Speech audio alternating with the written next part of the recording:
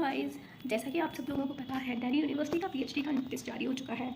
इस नोटिस में सारी जो डिटेल इन्फॉर्मेशन है वो दी हुई है। ये नोटिस है वो 30 नवंबर 2024 को जारी किया है इन्होंने, और इसमें जो एडमिशन हो रहे हैं वो नेट के बेस पे हो रहे हैं। So the important guidelines for this notification are as follows. So, as we know, there are three categories in the NAT. First one is GRF, second is as assistant professor and PhD admission only, and third is PhD admission only.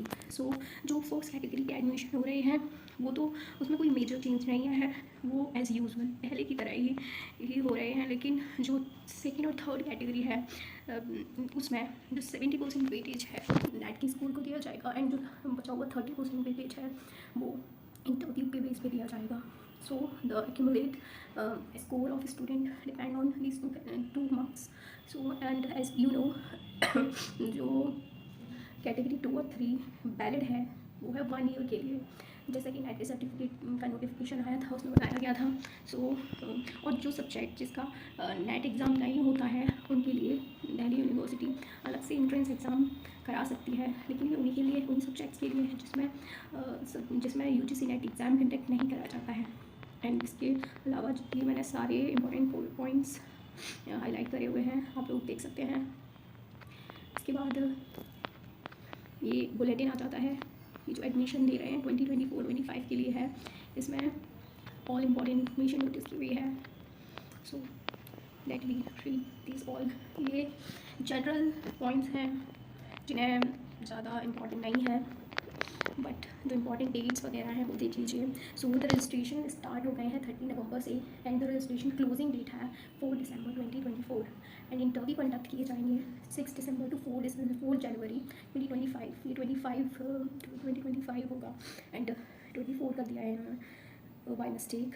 इसके बाद जो DRC meeting होगी वो होगी जनवरी 11, 2025, and जो फ़ी payment है वो आप कर सकेंगे 14 जनवरी 2025 में.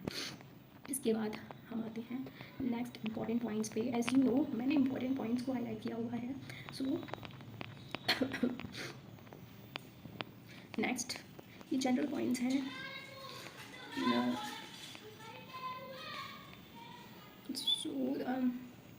ये बता रहे हैं कि जो स्टूडेंट्स इसमें अप्लाई कर सकते हैं PhD में वो जो दिसंबर वाले हैं, जिन्होंने दिसंबर 2023 वाला नेट दिया था और जिन्होंने जून 2024 वाला नेट दिया था वही अप्लाई कर सकते हैं, जो कि जून 2024 जिसका एग्ज़ाम 21 अगस्त से 5 सितंबर के बीच हुआ था. So other than that interview is mandatory for all candidates.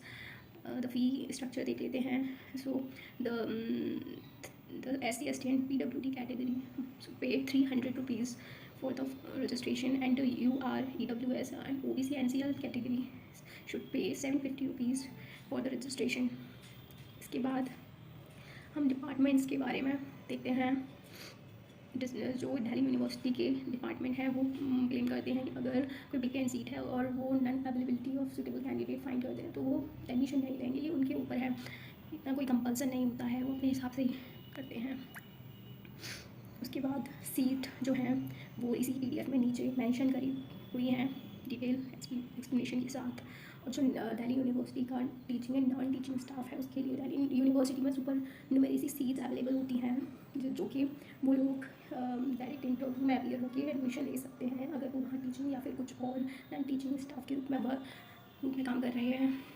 इसके अलावा university will not refund admission fee in case of candidate is found ineligible.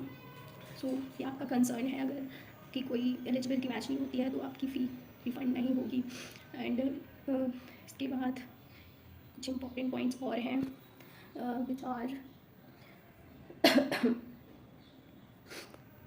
the candidate are eligible to register for PhD. Eligible मतलब eligible नहीं होंगे अगर उन्होंने PhD के साथ किसी और कोर्स में भी एडमिशन लिया हुआ है फुल टाइम में, तो वो एलिजिबल नहीं होंगे.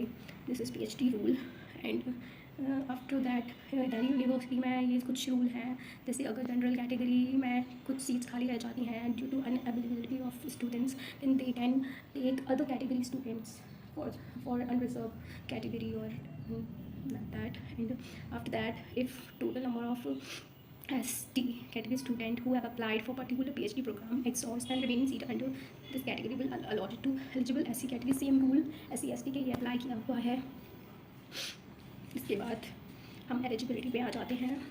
सो इधर इन्होंने सबसे पहले डिपार्टमेंट वाइज सीट्स का एलिजिबिलिटी दी हुई है। तो ये अरेबिक डिपार्टमेंट का इन्होंने पहले दिया हुआ है, तो इसमें तो जनरल एलिजिबिलिटी है वैसे तो, लेकिन उसके बाद सीट मैट्रिक्स दी हुई है। उसके बाद ये तो दिल्ली यूनिवर्सिटी में रजिस्ट्रेशन के टाइम पर ही रिसर्च प्रपोजल ले लेते हैं कि जिस एरिया में आपको अपना रिसर्च वर्क करना है वो आपको रजिस्ट्रेशन के टाइम पर फॉर्म में फिल करना होता है for most of the subjects.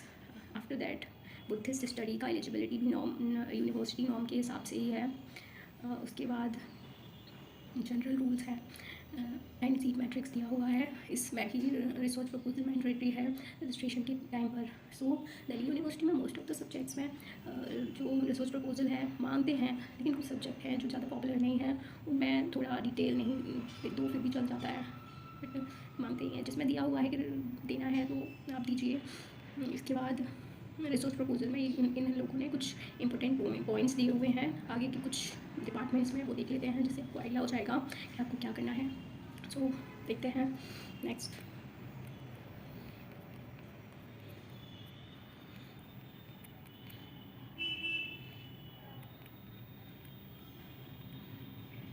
ये हमारा सोशल वर्क डिपार्टमेंट से है। तो इसमें दिया हुआ है कुछ important points, the pattern of research proposal which they consider at the time of registration. So this is from social work department. इसमें इन्होंने मेंशन किया हुआ है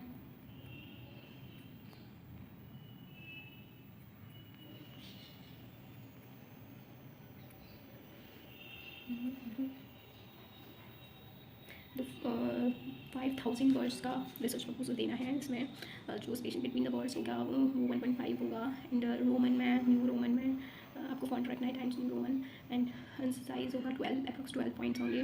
first point title, second is introduction, scope and significance, brief review of literature, after that is research question and objective, theoretical framework, and last one is detail research methodology. ये आपको mention करने होंगे। And I hope मैंने इसमें सारे points cover कर दिए हैं। और जो आपको पर्टिकुलर सब्जेक्ट वाइज एलिजिबिलिटी देखनी है तो आप साइट पर जाकर चेक कर सकते हैं, आपको पूरा डिटेल नोटिफिकेशन वहाँ पे मिल जाएगा। ये बेसिक आइडिया था, बेसिक जो इंपॉर्टेंट पॉइंट्स थे वो मैंने इस वीडियो में कवर करे हुए हैं। अगर कोई इंपॉर्टेंट पॉइंट रह गया हो तो कमेंट बॉक्स में ज़रूर पूछ सकते हैं, मैं नेक्स्ट वीडियो में उसको कवर करने की पूरी ट्राई करूँगी। So that's all. After that उन्होंने यही चीज़ हिंदी में दी हुई है बस। Okay, thank you for watching this video.